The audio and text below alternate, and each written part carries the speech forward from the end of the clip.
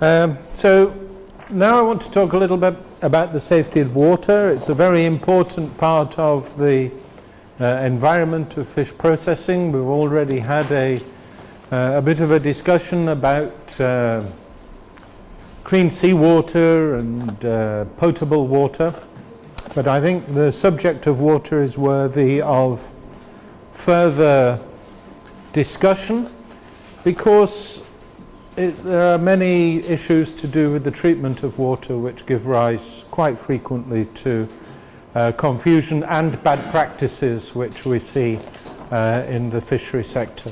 So I think it's worth considering here in a bit more detail.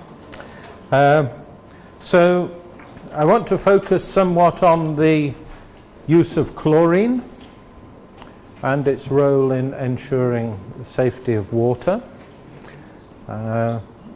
When we talk about chlorine, essentially we are talking about the hypochlorous acid and the hypochlorite ion.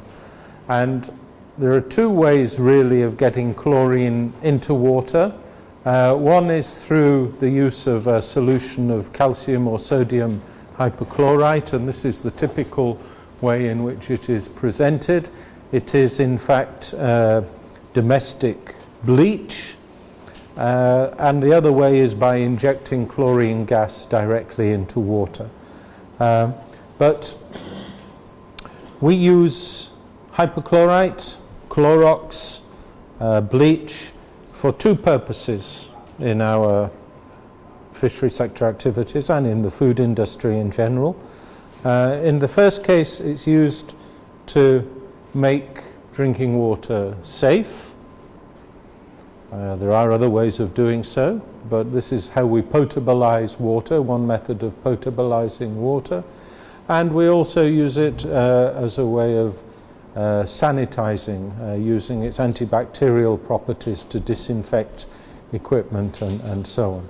It does have another usage, which is it's a very powerful oxidizing agent, and therefore we can use it to remove bad odors from equipment and surfaces and so on. So as I say, there are two main sources: chlorine gas, which is used on a more industrial scale of operation. So for example, where water is chlorinated by municipal authorities, by a public supply company, they will tend to use chlorine gas directly. Or more commonly for routine applications, we use sodium hypochlorite or calcium hypochlorite. Typically we call Clorox or bleach. So how does this work? Well, a bit of chemistry here. When you add your sodium hypochlorite to water, you produce this substance HOCl, which is hypochlorous acid. This one. Hypochlorous acid, as well as some sodium hydroxide. And hypochlorous acid, this is the most powerful disinfectant compound which is produced in this whole series of reactions. This can further dissociate into a hydrogen ion and a hypochlorite ion. But it is this HOCl, the hypochlorous acid, which is the most effective in terms of killing bacteria. It works essentially by interfering with the permeability of the cell membrane, the bacterial cell membrane, and causes the membranes to split and the bacteria to die. And it is very effective in doing that. But this hypochlorite ion has only about 1% of the effect of the hypochlorous acid. And the problem is that this dissociation, this is a reversible equation. All right? This equation can go both ways. And whether the equation is more towards this side or more towards this side depends on the pH, on the acidity or alkalinity of the solution. Okay? So that's what this means, sign means here. It's a reversible equation. And in any solution, these two statuses are in equilibrium. Now, the way in which pH, the acidity, affects this is shown here.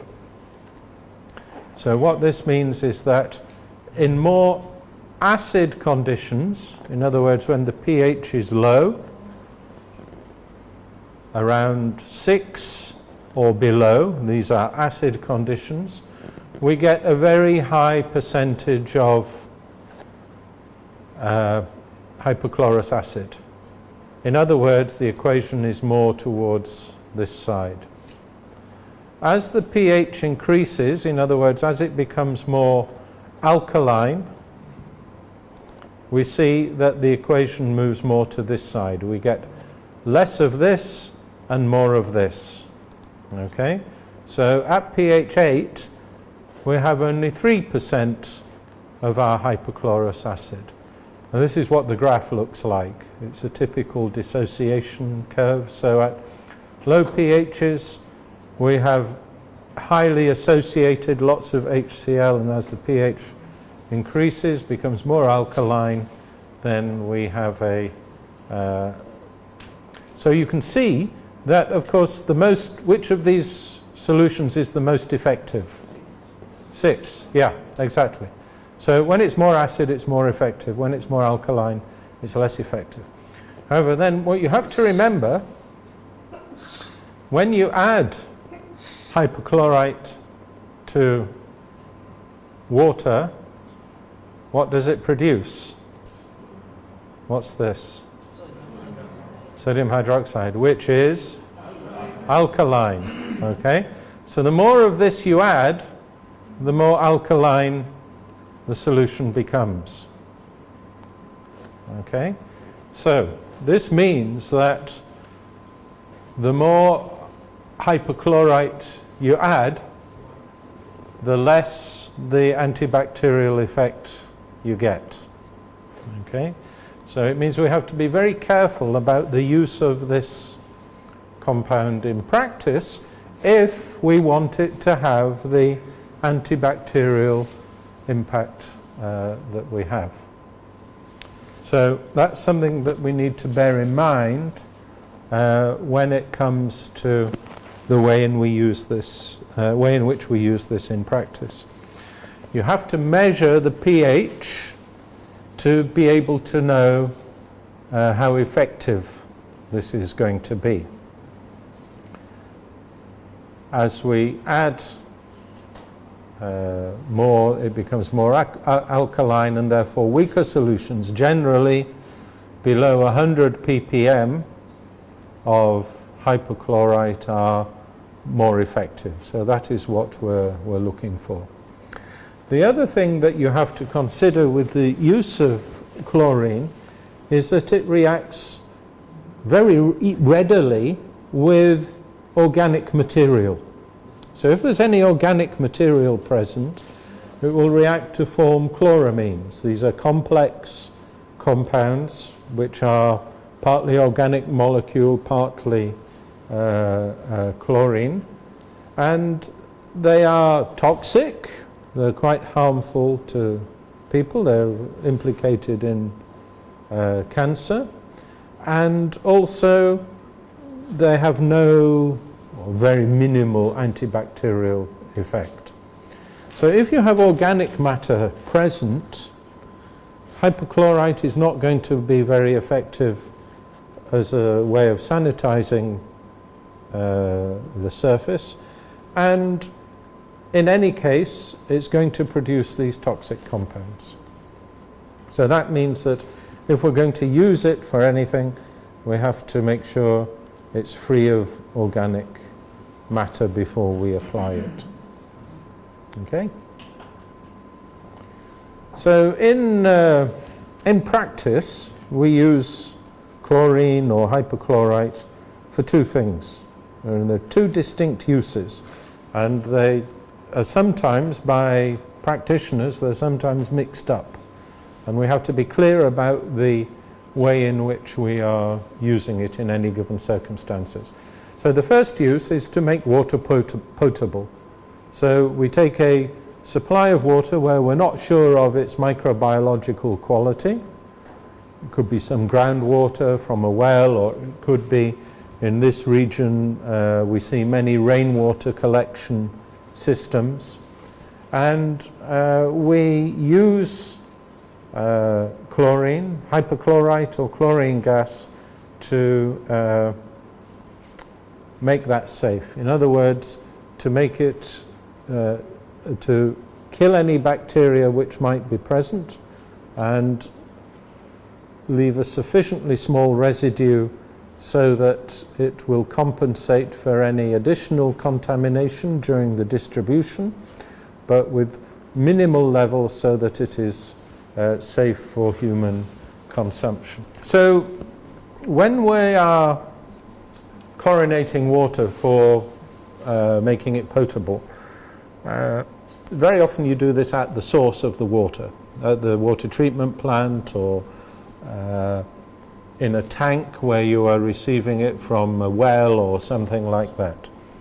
And what you're aiming for is to have sufficient residual free hypochlorite or hypochlorous acid in the water so that during the distribution of that water, if there is any contamination, for example, a leak in the pipe where something can enter, or something like that, then there is already a little bit of a margin of safety there, so that at the point of use, in other words, when it comes out of the tap, that we have a very minimal amount left.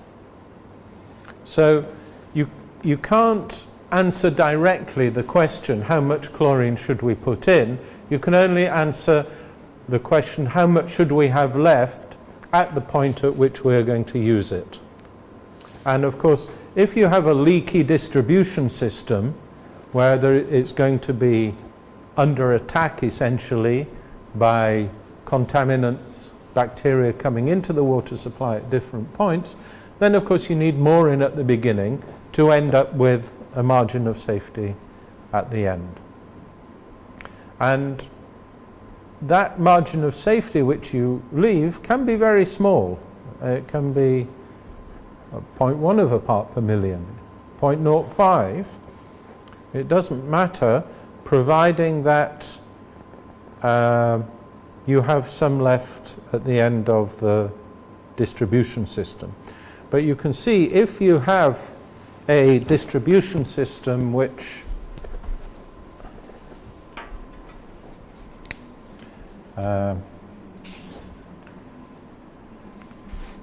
so if this is your concentration in ppm, if you have and you put in a level which is, say, quite low, say 0.5 ppm, well, that's fine, providing that the level of contamination remains below that, because you're always going to have a margin of safety. But if you have a high variation, some of the times this is going to be totally consumed. So you need to set the level which you put in and your final margin to account for fluctuations in the level of supply.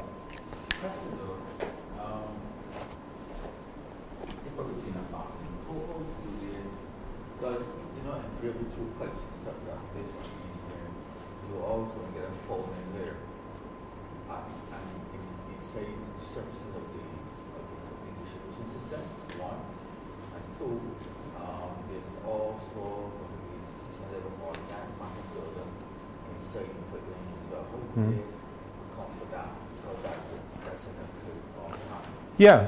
Well, if it's constant, you just put more in. That's the point. So if you're, if that's your level of contamination that is going to require countering by the addition of chlorine, you just make sure that you put in a level which is greater than that. But where it becomes more difficult is when you have fluctuating levels. So for example, in the last couple of weeks here, we've had some really heavy rainfall in St. Vincent. And heavy rainfall periods are associated with increasing bacterial loads in your water supply, because all water pipes are leaky. I mean, they're never 100% watertight. So if water can come out, water can go in. And if there's a lot of rainfall, it's sitting under water, essentially, and some of the rainwater can enter the pipes. So in cases where there's fluctuation, you have to make sure, you probably find that what happens is the water company boosts the chlorination levels. So this is not a fixed thing. You always have to respond to the levels of demand, if you like, for chlorine to be able to ensure that your water is safe. Okay, does that answer the question? Yeah.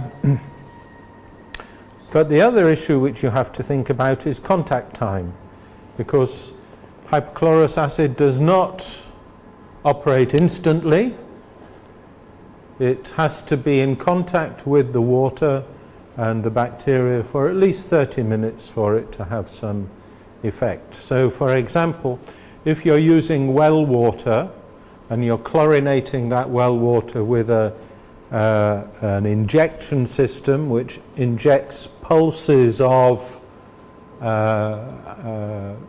Clorox, of hypochlorite solution, into the water, the next step should be for the water to go into a tank where it there sits for at least half an hour before it is then used elsewhere.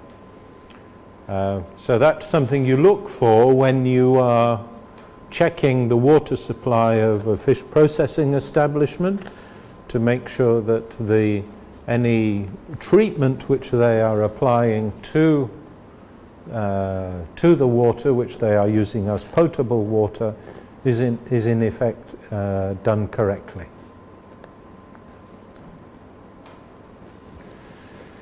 Now, the second use of chlorine, which we need to recognize, is as a medium for disinfection.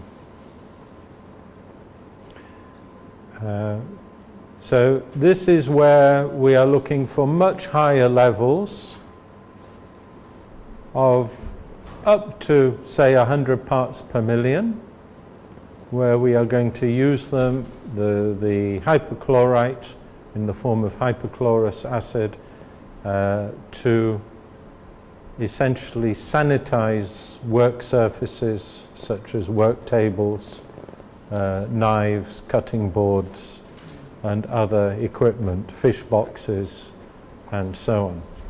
But remember, because of this dissociation of hypochlorous acid into the hypochlorite ion, it is not the case that more is better. So 1,000 parts per million is only 30% effective as 25 parts per million due to the impact of the higher pH. So this is something that you need to bear in mind when fish business operators are using hypochlorite, because there's very much a tendency when you're doing these things and you don't know this, you think, well, it says 1 cup here in 10 litres of water in 1 bucket of water. Well, if 1 cup is good, 2 cups must be better. So let's kill twice as many bacteria and put 2 cups in. But of course that doesn't work. In fact, you have less effect when you do that. because of this dissociation. So you have to take care to measure these solutions, and one of the things you need to check when doing an inspection is if people are using hypochlorite as a sanitizing agent, check that the strength of the solution that they're using is within the effective range. And typically, to get 100 parts per million, you don't need very much hypochlorite. You need, if it's 15%, which is the typical strength, between 5 and 15% of a domestic bleach, that's just 10 grams in 10 litres, or 1 gram in 1 litre. So essentially 1 mil in a litre is enough to give you an effective sanitizing solution. So that's just essentially a drop in 1 litre. Yeah? Or 10 grams, 10 drops in a bucket, 10 litres. So it's very, very weak, really. So you don't need a lot of this stuff to have an effect. And generally, if it smells really strongly of chlorine, it's probably too strong. You know, if it's so strong that you can really smell it. Now, because, as I said, this is ineffective in the presence of organic material, it means that, first of all, you have to clean your surfaces very effectively. So you have to undertake a proper cleaning process with detergent and hot water and physical action to remove all traces of organic material, and then you can use this solution to sanitize, and taking care that you leave it for sufficient time before it's used again. Okay, so we check on these contents of chlorine using chlorine test kits, and these are typically used by people when checking different water supplies. Bear in mind that fish processing factories and establishments often have more than one water supply. They may receive water from the municipal supply, they may have their own groundwater, or they may also use tankers. We see all of these in use. So, of course, each source of supply has to be checked separately. Tanker supplies are notoriously unreliable, we find from experience, and need special attention. Yeah, there is... oh, don't forget also to include ice. So if you're making ice within the establishment, fine, you will be using the water supply. But some establishments also bring ice from external ice producers. And again, ice producers which are supplying food uses should have effective chlorination and checks on chlorination. Yeah, no, and it's good practice. If you have an unreliable municipal supply, it means you should chlorinate yourself. And certainly one of the things we always check on is if we know that the municipal supply is sometimes unreliable, then it is a requirement that the establishment should undertake some water treatment. Now that can be chlorination, or very often it can also be ultraviolet treatment, because UV radiation is another way of killing the bacteria in the water supply. And some find this more convenient because it is an inline process, whereas with chlorination, as you say, it should be treated, go into a tank, or you can put it in the tank and actually add it manually if you want to, it doesn't matter, but it needs that period of contact time before it becomes effective. Yeah. We have well,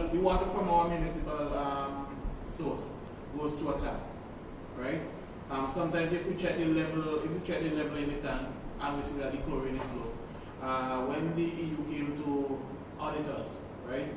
I think they had recommended that rather than us as the competent authority treat the water, we call in the relevant authorities, which is the CWSA, the Central Water and Sewage Authority, to come and treat our tank water.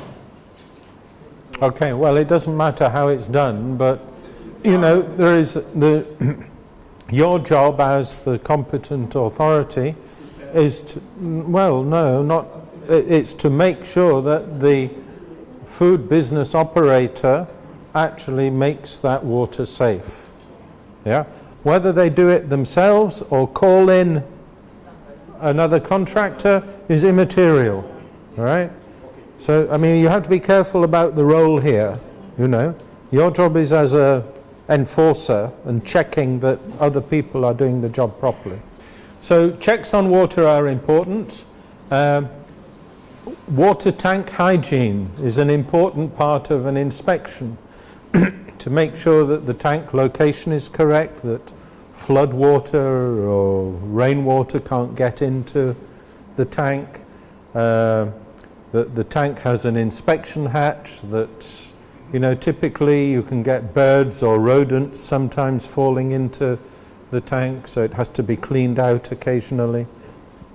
So checking the water tank, and then your first line of defense will be, in the case of chlorinated water, undertaking rapid chlorine tests, and this is what we'll be showing you in a moment. And in addition to that, albeit less frequency, checks on the microbiology. So these might be daily checks on chlorine level, and these could be, say, monthly checks as an additional confirmatory measure. Question though, in terms of regular checks, how often would you recommend that you test per year? Well, they don't give a specific period for testing, and I think the sensible answer is it depends on how constant your water supply is. And if, for example, you're bringing water from different sources, particularly some high-risk sources like tankers, then I would say you need to be making some checks, at least on chlorination, on a batch-by-batch basis, on a daily basis even. If you are receiving water from a reliable municipal supply only, then you could get away with much longer periods between sampling. But from the point of view of the establishment, I would say that, you know, daily or weekly tests for chlorine would be the minimum that you would want to do.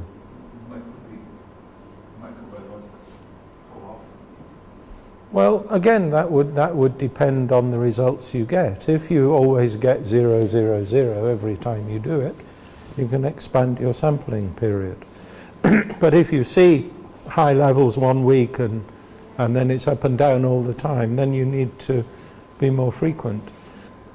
Of course, there are some circumstances, for example, cooling water for canneries, where you would want to have an additional higher level of control. Can you suggest why that might be the case? Because the water, there's a possibility that it can enter the can. Exactly. Exactly. So the hygiene of can cooling water is of extreme importance because of this botulinum hazard, which we talked about this morning. When you have a can which is processed at 120 degrees, and then you put it in you flood the retort with cold water to cool it down. Of course, there are, because of the temperature changes, there are distortions in the can. The seams can open a little bit, and water can be drawn into the can. So you want to make absolutely sure that there is no bacterial contamination in that water, and therefore every single batch of water which is used for can cooling would have maybe a higher level of control on it than water which you were using, say, for making ice to put on fresh fish, because the consequences of a hygiene failure in the case of a cannery cooling water would be much more significant. Okay.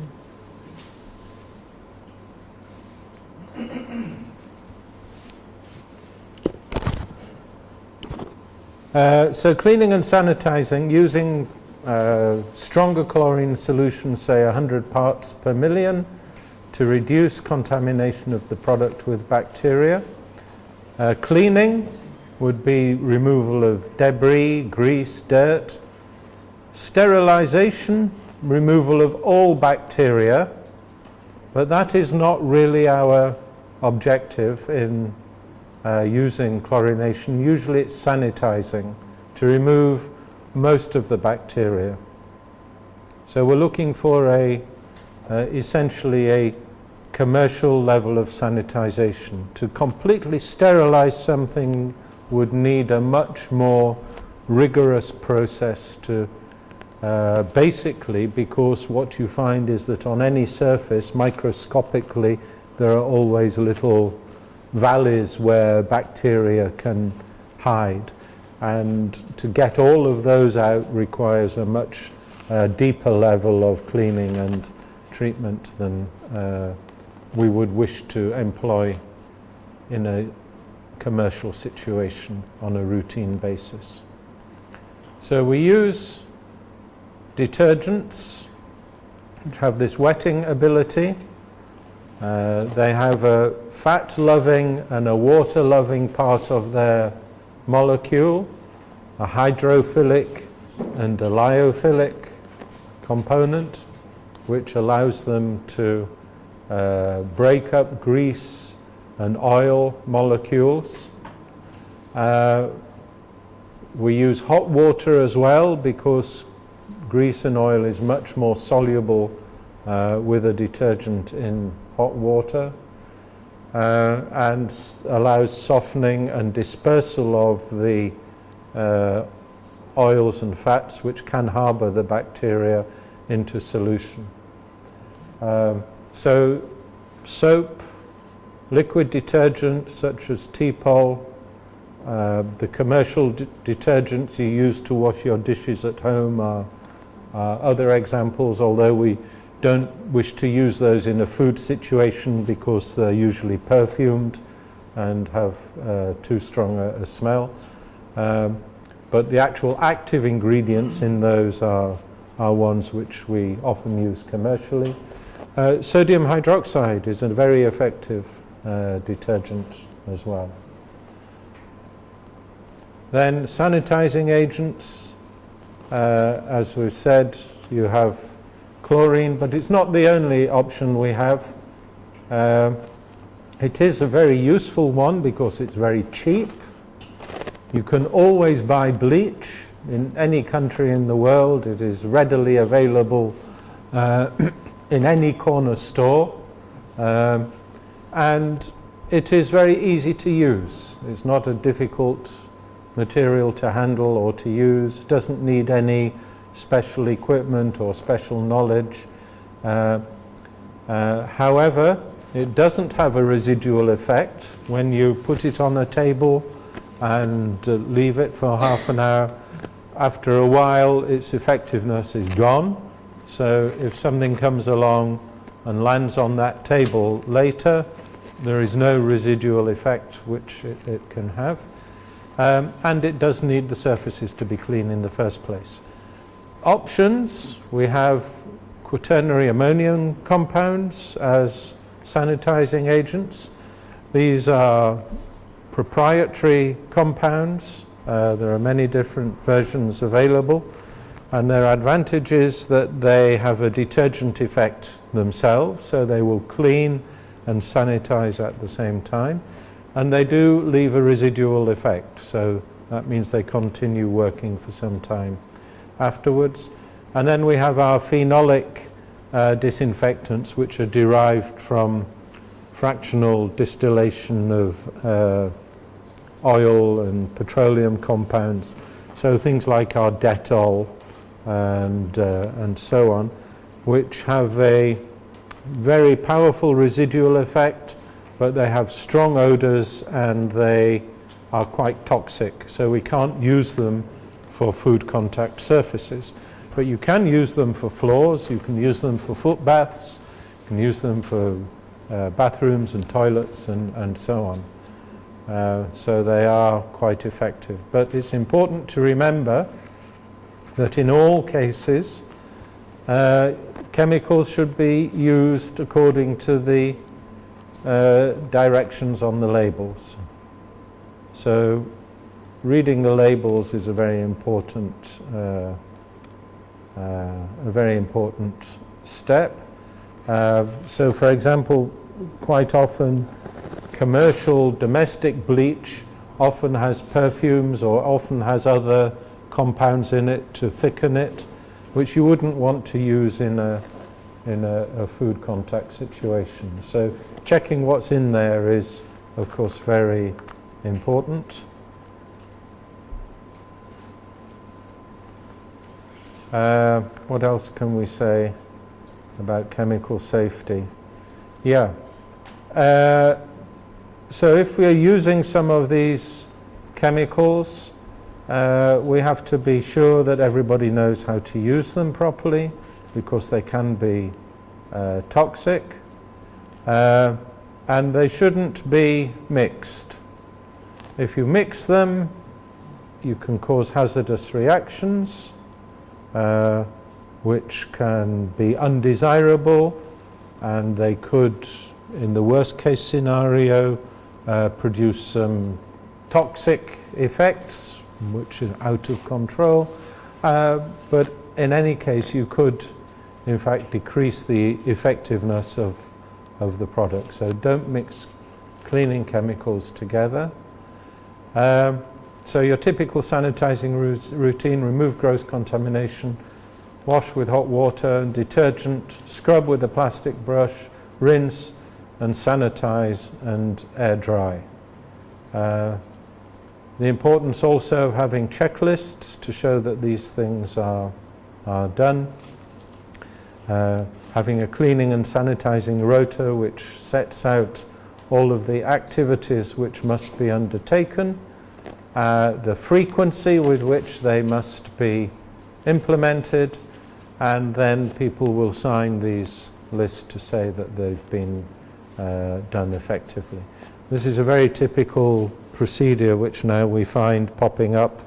You know, you go to a bathroom in a hotel, and on the back of the door very often you find the cleaning rota, and they have to sign to say that it's been cleaned. Similar kind of thing for processing establishments are often employed. So that's it from the point of view of water and water safety and cleaning and sanitation. Are there any other questions on that? Yeah, Freak. Now, food inspectors have this thing against odors from your sanitizers, right? Yeah. Now, compounds such as Dettol, they normally carry strong odors. I think regardless of how much of it you use. Normally, if you put it in your foot bath, right, and as you're going through your plant, you have different people, you know, your staff entering. Wouldn't you like transfer the smell inside?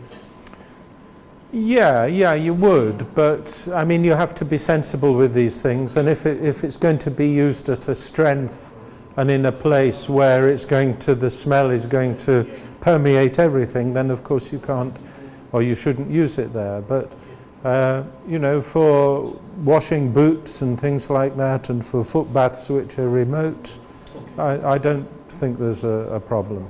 Yeah. The other sanitizing agent that is used sometimes is iodine based, Mm-hmm. sanitizers, Yeah. in the food industry as well. Yeah.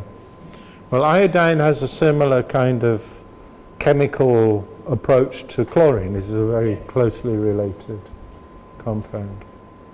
Yeah. There is also another disinfectant system that the company uses besides the UV and the chlorination, the ozonator. Mm-hmm. They Yeah. also as a disinfection. For the water supply, Yes. injecting ozone into the water supply. Yeah.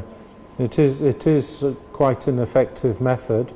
I have to admit, I've only ever seen it used in bottling plants, where people are treating water for making soft drinks, Coca-Cola and Fanta and things like that. Yeah. But you could use it. Yeah, exactly. They like to use it because it doesn't leave a residue. Mm. Yeah. Okay.